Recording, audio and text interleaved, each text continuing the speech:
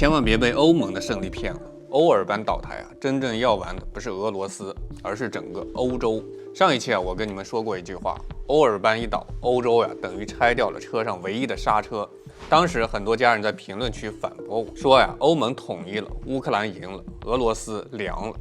這明明是歐洲的大勝利，但今兒呀，我把話撂這兒。如果一輛高速狂奔的戰車突然拆掉了剎車片，最先毀掉的不是車，而是整條路，更是坐在車上的每一個人。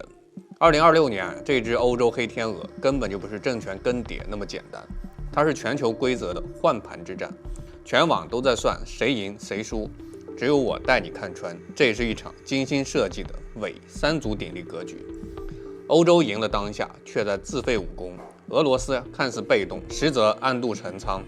真正悶聲發大財的是你根本沒注意到的騎牆套利者。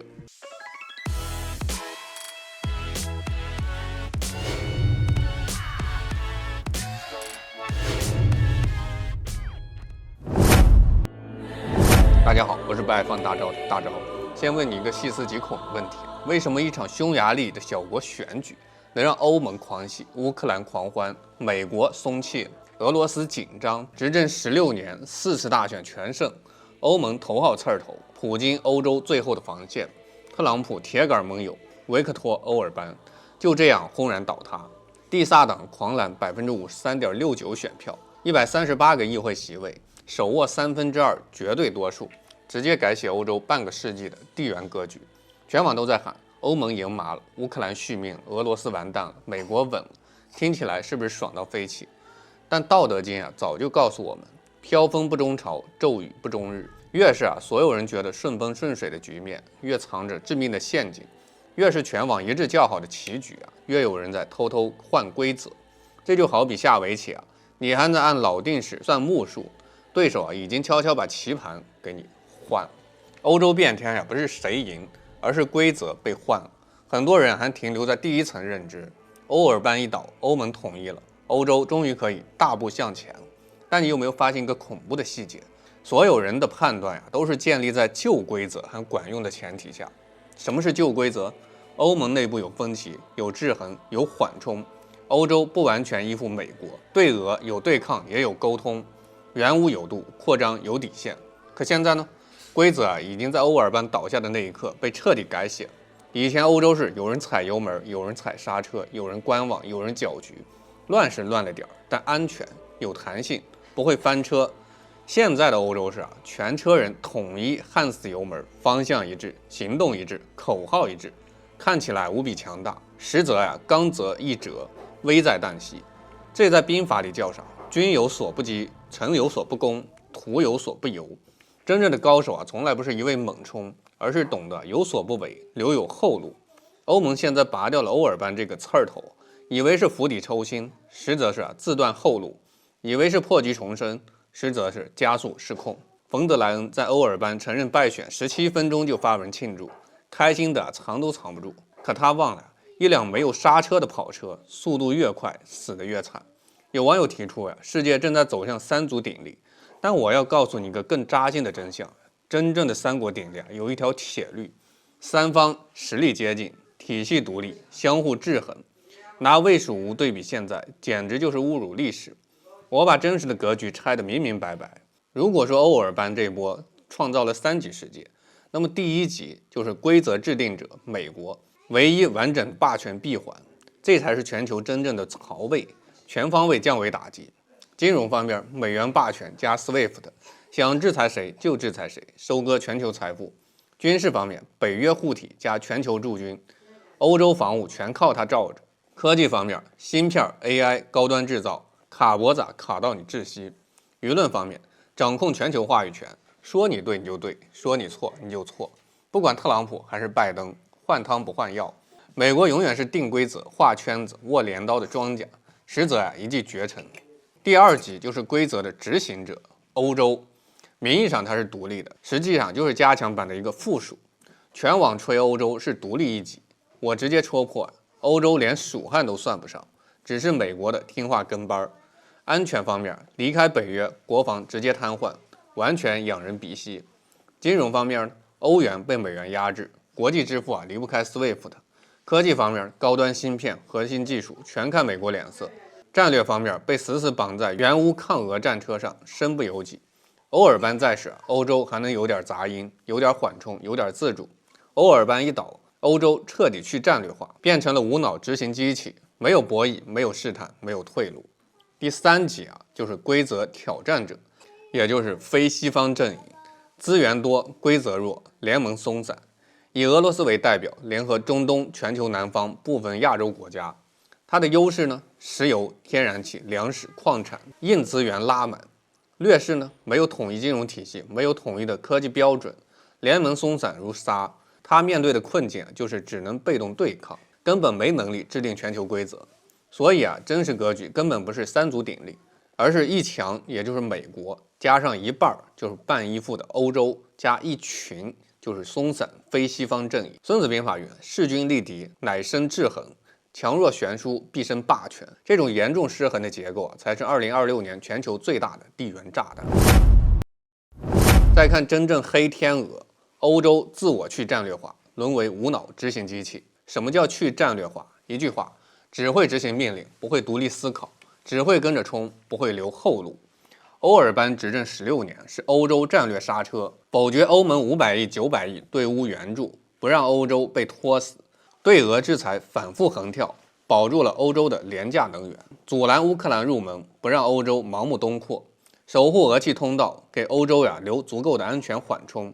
他看似攪局者，實際上更是歐洲的保命符。現在剎車片沒了，歐洲直接進入狂飆送死模式，900億歐元對烏援助秒過，後續資金排隊送上，烏克蘭入盟談判全面提速，歐盟東擴不顧一切，對俄制裁層層加碼，徹底切斷能源生命線，內部廢除一票否決權，一體化走向極端。聽起來執行力拉滿，但兵法有云：行軍之害，猶豫為大，但忙進更甚。以前歐洲是慢能糾錯，能觀望，能留後路。現在歐洲是快到沒有思考，沒有制衡，沒有退路。道德經說：起者不立，跨者不行。踮腳站不穩，跨步走不遠。歐洲越激進，越容易剛則易折，曇花一現，後患無窮。再看烏克蘭面臨的殘酷真相：越贏越難停，被綁架致死。全網都吹烏克蘭贏麻了，錢來了，武器來了，入盟有戲了。那我問你如果援助永遠不斷，這場戰爭會結束嗎？答案是絕對不會。這裡有個死循環兵法稱之為利之所在，禍之所伏。